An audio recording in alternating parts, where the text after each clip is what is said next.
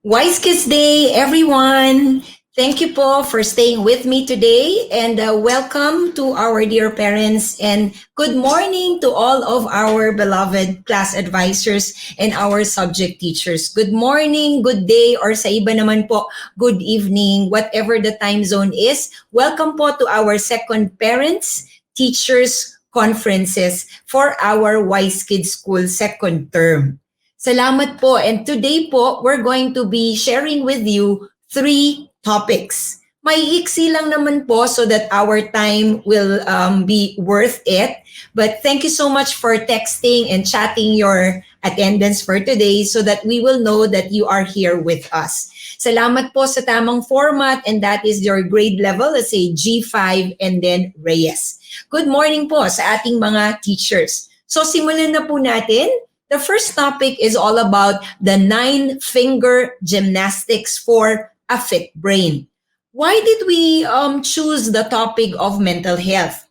Bukod po sa kailangan po natin, we know that you parents are super stressed already or maybe mentally challenged because of the balancing of work and at the same time the school requirements. Pasensya na po, we're the ones who are supposed to do it, but with your help, nag-improve po ang marami sa ating po mga estudyante.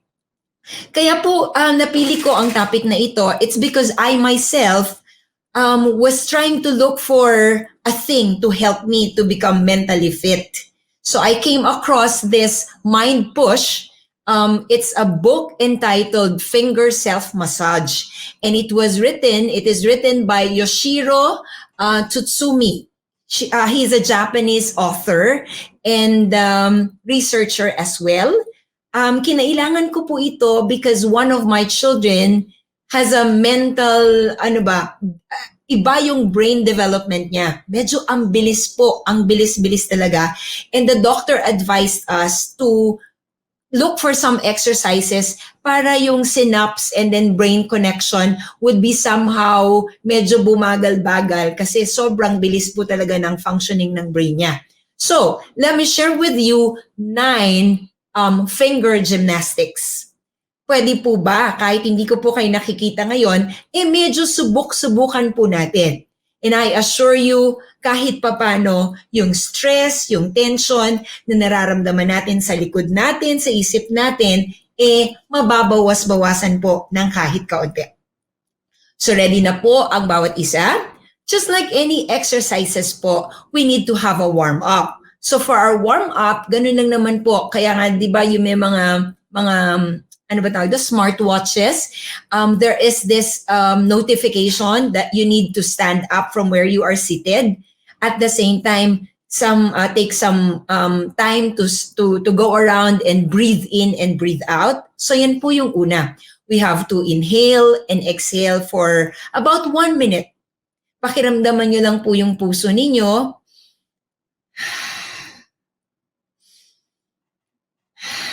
Lalo po yung you have been wearing the mask and the face shield for quite a long time there in the offices. So breathe in, breathe out lang po. So ready for number 1. Number 1 is you have to put your hands together and then palm to palm. And then the fingertips are, touching each other.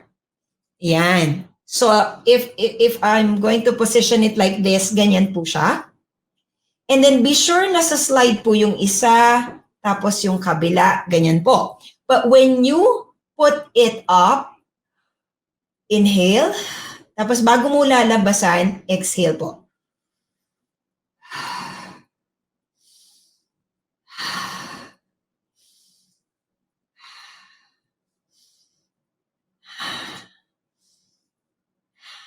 Kuha po. That will be for 15 counts. Exercise number 2 for our finger gymnastics. Hands together pa rin po.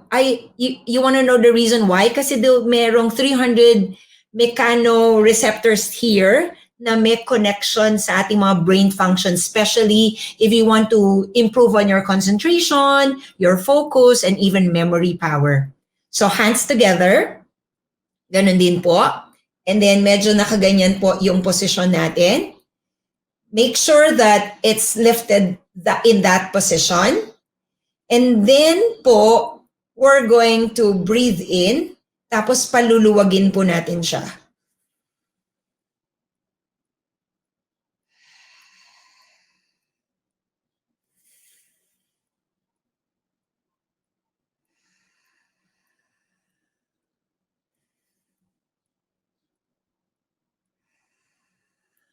Just be sure na, katulad ko po, gawa ng aking sleeves po eh. So, but you have to keep the position like this, and then touching pa rin po siya.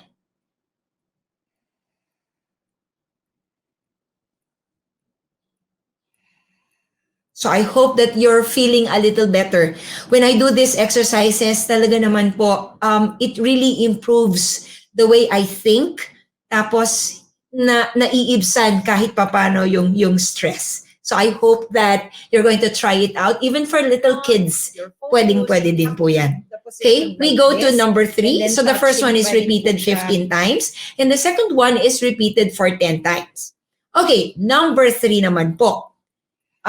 You have so I hope that you're feeling a little better. And when I do these exercises, talaga naman po, it really improves the way I think. It this tapos, naiibsan kahit papano yung stress. So I hope that you're going to try it out. Even for little kids, pwedeng-pwede din po yan. Okay, we go to number 3. So the first one is repeated 15 times. And the second one is repeated for 10 times. Okay, tapos, number 3 naman po. We will fold our fingers one you have. So I hope that you're feeling a little better. And when I do, so ready? Pa-chat naman po if you're still there with me and doing the exercises and not just watching it po. Promise, this will help you a lot. So, yan po. So, inhale.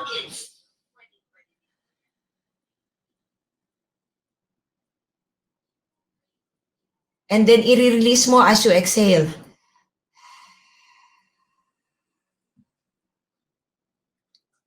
Again po. Again.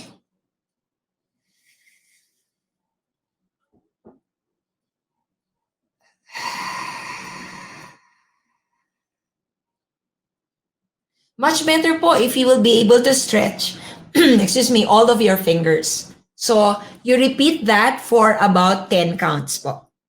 So, actually, yung breathe in, breathe out, plus yung fingertips, di ba yung may mga, ano ba yung pressure points? They say that when you are having a headache and then you press this one, it's really connected to your brain receptors, no? So, those are our 3 exercises already. So, I hope that you're feeling a little better. Number 4 naman po is you take a ball, or maybe this is somewhat big, but you can probably get a smaller one and then a harder one also. Pwede daw po yung walnuts or something, but this is what we usually use in the house. So put it in your one palm and then put the other palm on top and then press it as hard as you can. Yan. One direction lang po. Do it for a minute. Still observing your breathing in and out. And then kabaligtaran naman po, counterclockwise. 1 minute also. And then after 1 minute and 1 minute, do it in the other hand. Ganun po ulit. Emphasize the breathing in and breathing out. And then counterclockwise. Yan, di ba? Simpleng-simple. Kahit nasa table lang po, you can do this finger gymnastics. Kahit na medyo sabi natin, we're so loaded to stand up and do treadmill and all. Importante po yun. But then again, our mind, our brain should also have that mental gymnastics. Another thing in we're not actually number 4, whatever thing that you can hold with your hand, yung ganito po, yung pag i-gaganyan mo lang siya. Medyo malaki yung aking nakuha sa kitchen. So, pero I usually use the smaller ball para ikot-ikutin lang po siya dun sa ating fingers in one hand. And then move it to the next. Oh, may shower of cover of the onion. So what essentially we are doing is that we're trying to check on the fingertips, once again connected to our sensory thingy in the brain, no? So once again, kahit nga minsan ginaganto-ganto lang po, it affects your focus and your concentration. Yan, breathe in and then breathe out. Okay? Now we are in number 5. Good morning po dun sa kakapasok lang po sa ating pong Facebook Live. Good morning. Thank you po for chatting your attendance for today. Just to know that you are here with us, and I hope that you are benefiting from this simple sharing on 9-finger gymnastics for a fit brain. So number 5 is that you press each finger. So this is what we're going to do. Kita po ba? Or like this. Yeah. So press each finger, as in press it, and then change.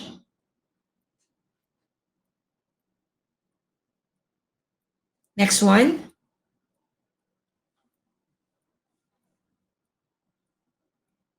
The harder the pressure, the better. And then change again to the other hand. Ito pa lang po, medyo this is quite effective to release a little stress. And then you do it for about 20 times for each hand. Yan, so that's number 5. Now, number 6 is quite the same except that you need to fold it. Yan, can you see it? Nafo-fold po. Okay, you're actually stretching the finger. Kanina, you're putting pressure.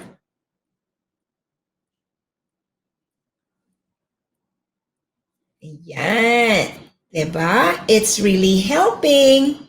Even if it's just a simple exercise, it's actually helping the brain. And when the brain is functioning well, then fresh ideas are coming in at hindi na tayo toxic mommy or toxic daddy.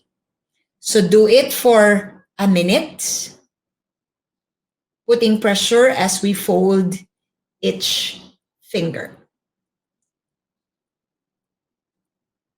Ayan. Now we are in number 7. Number 7. So in number 7, we have to close one fist and then lift it up. Yan, lift it up and point the other hand to it. Like that. You're forming a little bit of a triangle. That's number 1. Now, ito medyo challenging for me, but this one works better for memory power. Kasi pag sa ulo mo pa lang nung gagawin, it's a little challenge already. Okay.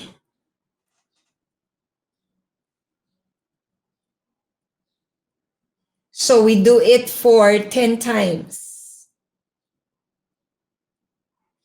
Don't forget to breathe in and breathe out.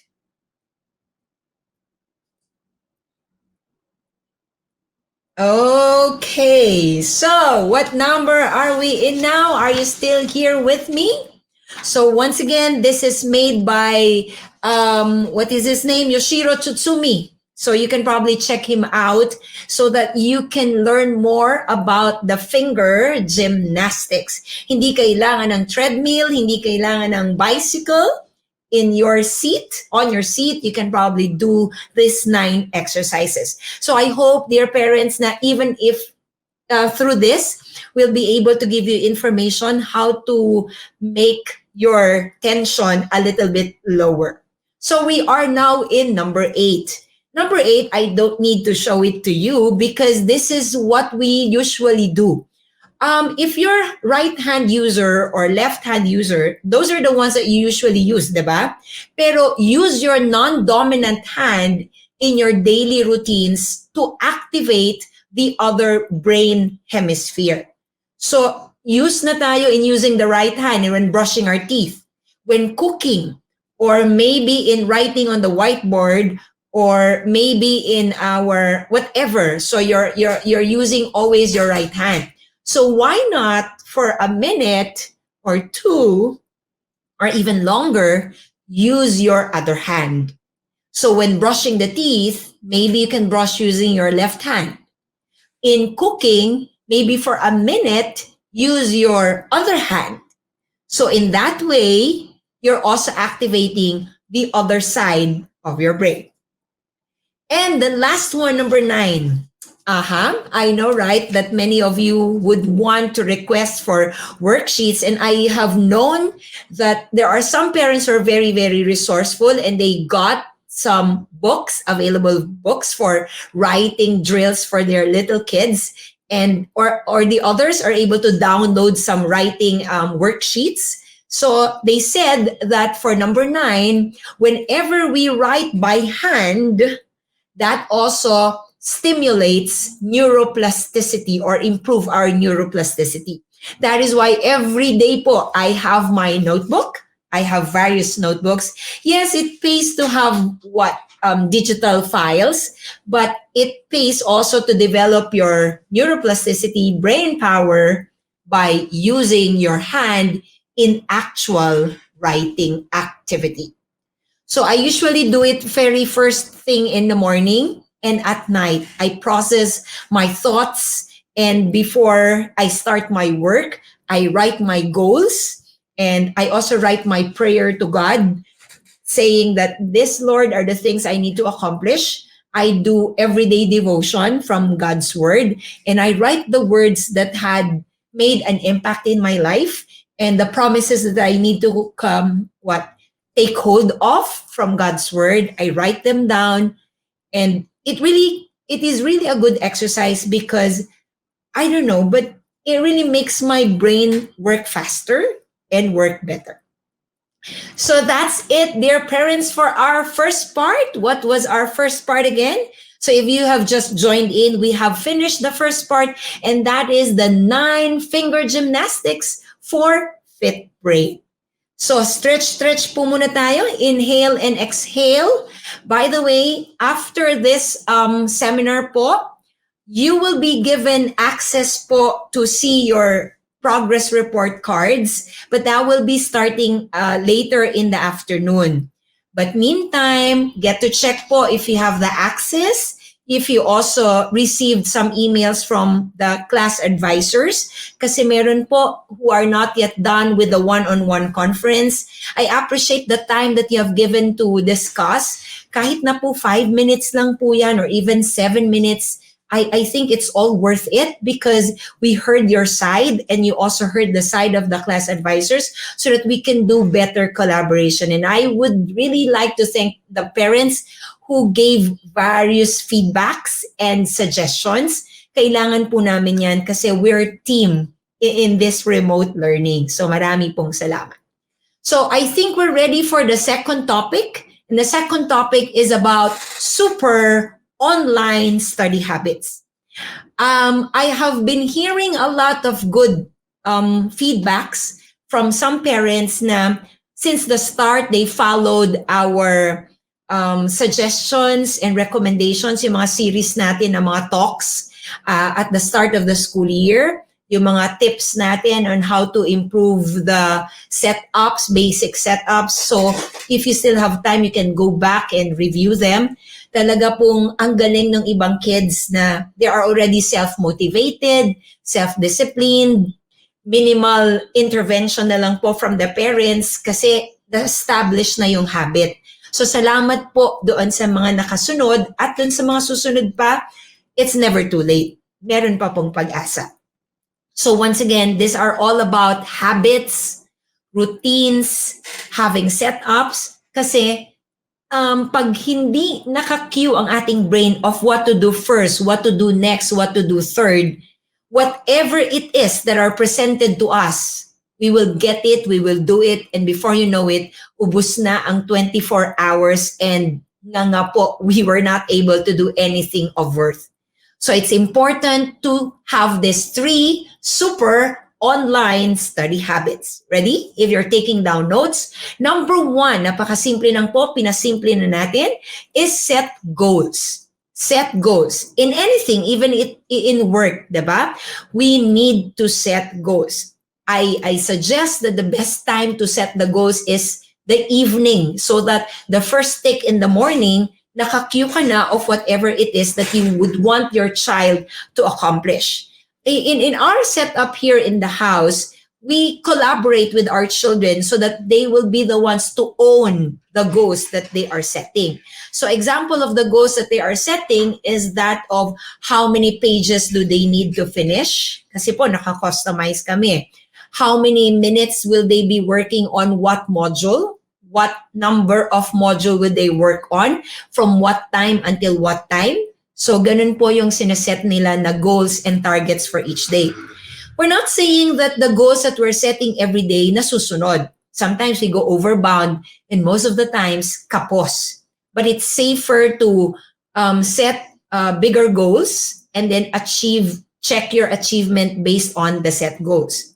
The essence of having the set goal is that it's cueing your mind to have that growth mindset or positive mindset. Also, when you set the goals, you have a big picture of what it is to expect for the whole day. Pag nagsiset po kami ng goal, may kasama na pong laro, may kasamang, of course, screen time, may kasamang eating time, walking around the village. So it comprises of, it is inclusive of both mental, emotional, spiritual, basta sinasami na po namin lahat yan. But our goals is actually specific. What it is that we need to work on for this day. Number two is set schedule.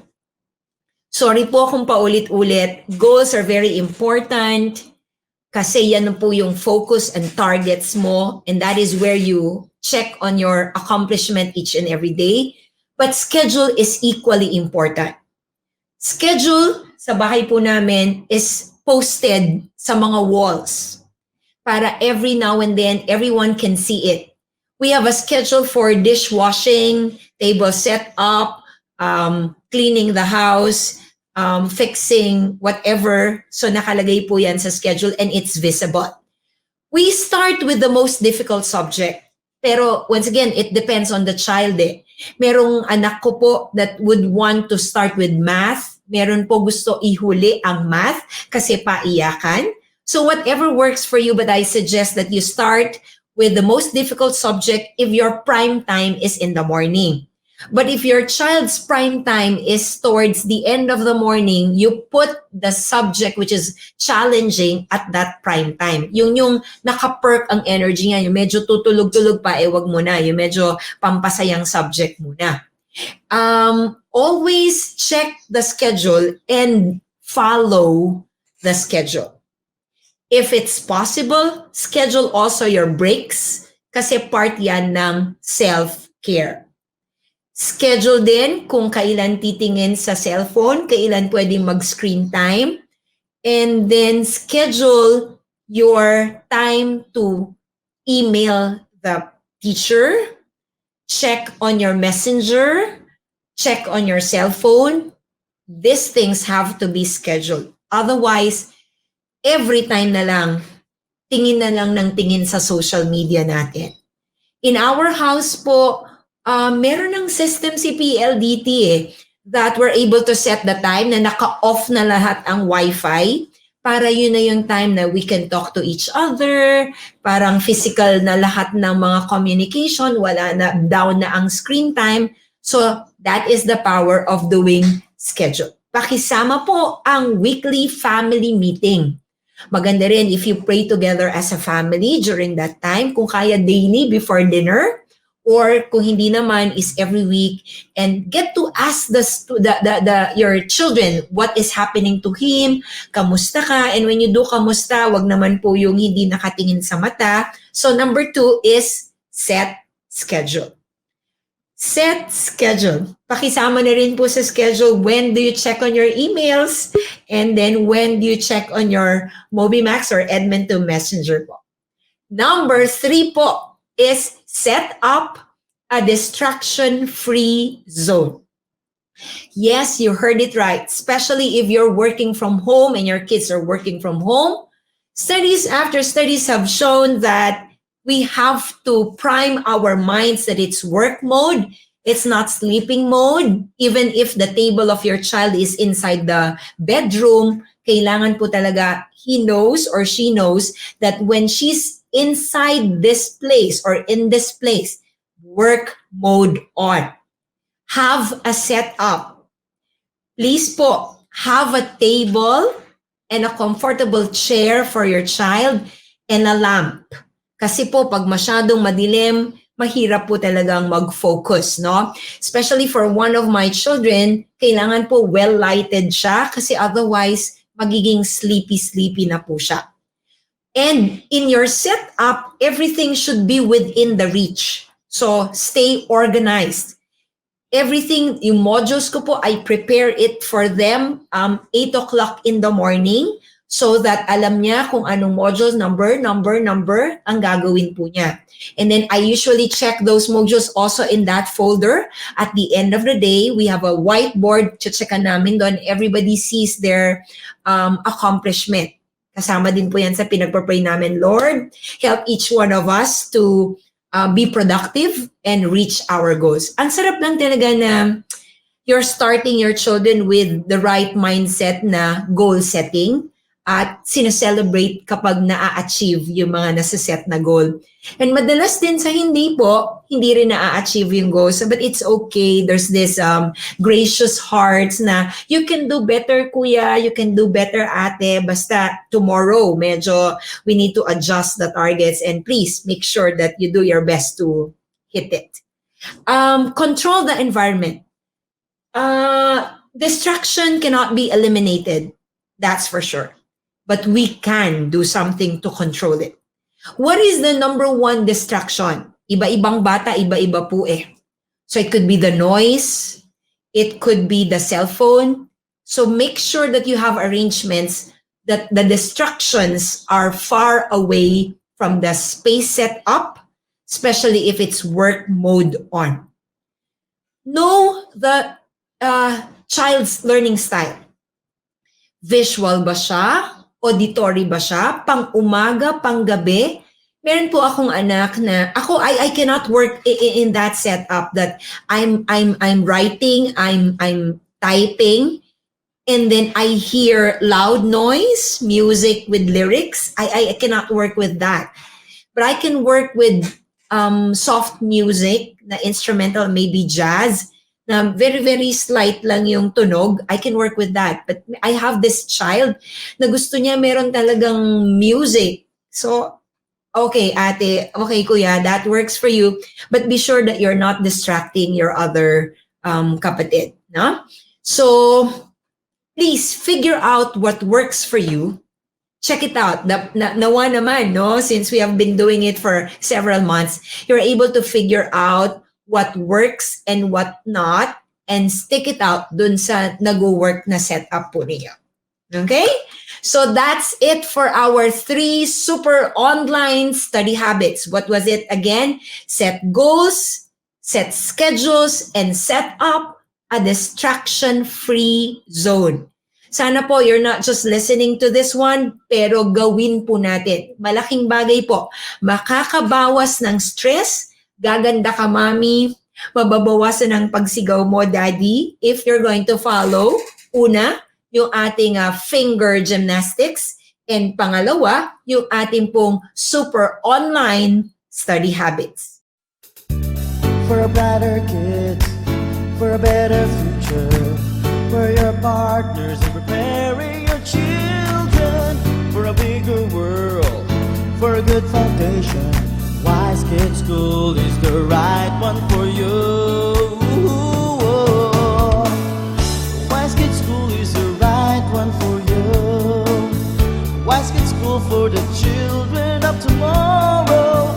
We do our best to train up your kids to be the prime movers of the next generation. Wise Kids School for the children of tomorrow.